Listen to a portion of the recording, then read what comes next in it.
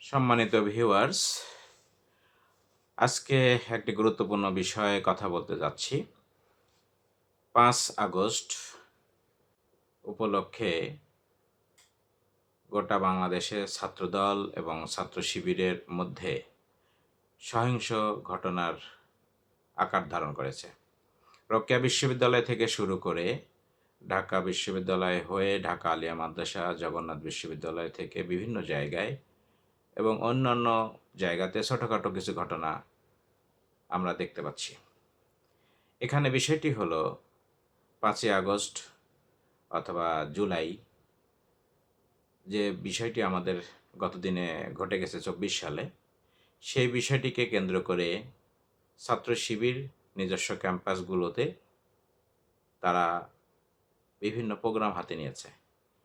একইভাবে ছাত্রদল তাদেরও নিজস্ব ক্যাম্পাসে তারা প্রোগ্রাম শুরু করে দুই ছাত্র সংগঠনের মুখোমুখি হয়েছে। কিন্তু বিগত দিনে আমরা দেখেছি এই দুই ছাত্র সংগঠন একই সাথে আন্দোলন, মিছিল, মিটিং করেছে। আবার এখন তারা একে অপরের শত্রু বা প্রতিপক্ষ হয়ে গেছে।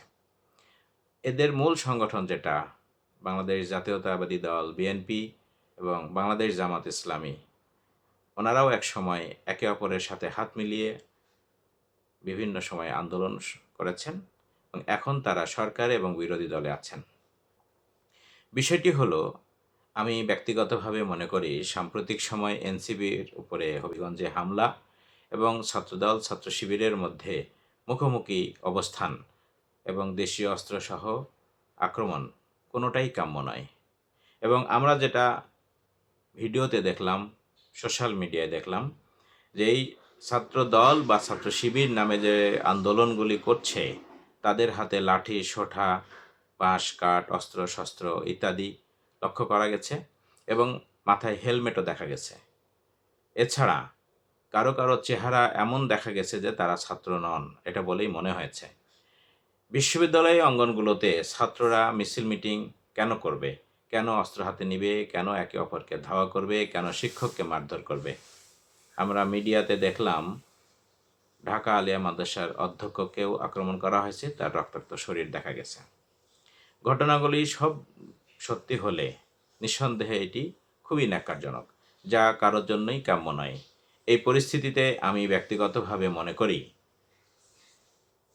বিএনপি, জামাত, এনসিপি এই দলের প্রধানগুলোকে তারা নিজেদের মধ্যে সুসম্পর্ক বৃদ্ধির জন্য বৈঠক করুন, বসুন, আলোচনা করুন, সমালোচনা করুন, তাদের ছাত্র সংগঠন কীভাবে পরিচালিত হবে সে বিষয়ে সিদ্ধান্ত নিন।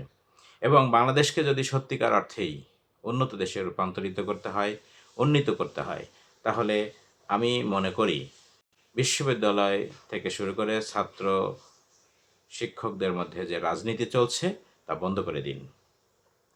আসলে ছাত্র আন্দোলন আমাদের দেশের ইতিহাস ঐতিহ্যের সাথে জড়িত আছে নিঃসন্দেহে।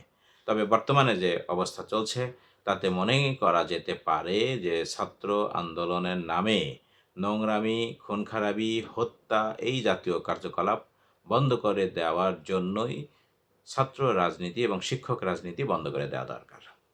এবং যারা ছাত্র রাজনীতি করছেন বিশ্ববিদ্যালয় বা শিক্ষা প্রতিষ্ঠানের বাইরে করতে পারেন ছাত্র সংগঠনের জন্য, আন্দোলনের জন্য প্রেস কনফারেন্স, মানববন্ধন, স্মারকলিপি প্রদান, কবিতা পাঠ এই জাতীয় কাজের মধ্যে সীমাবদ্ধ থাকতে পারে এবং নিঃসন্দেহে সেটি কোনো দলের ব্যানারে নয়। তা যদি না হয় তাহলে বাংলাদেশের ছাত্র রাজনীতির নামে, শিক্ষক রাজনীতির নামে লেখাপড়া ধ্বংস হয়ে যাবে, আমরা পিছিয়ে পড়ব। আর ঢাকা বিশ্ববিদ্যালয় অক্সফোর্ড বিশ্ববিদ্যালয় হিসাবে তার হারানো গৌরব ফিরে পাবে না। আমি মনে করি আগামী দিনের বাংলাদেশ গড়ার জন্য এখনই সময়। মাননীয় প্রধানমন্ত্রী, আপনার নেতৃত্বে বাংলাদেশে একটি সুষম, নিরপেক্ষ এবং সুন্দর সমাজ গঠনের জন্য আপনি ভাববেন, চিন্তা করবেন এই পরিস্থিতিতে শিক্ষাঙ্গনে ছাত্র রাজনীতির প্রয়োজন আছে কি না এবং তাদের বয়সের কোনো ভারসাম্য থাকতে পারে কি না এবং তারা মিছিল মিটিংয়ের নামে একে অপরের উপরে অস্ত্র নিয়ে আক্রমণ করতে পারে কি না, এই বিষয়গুলি কঠোর হস্তে আপনি সিদ্ধান্ত নেবেন, দমন করবেন। ধন্যবাদ সবাইকে।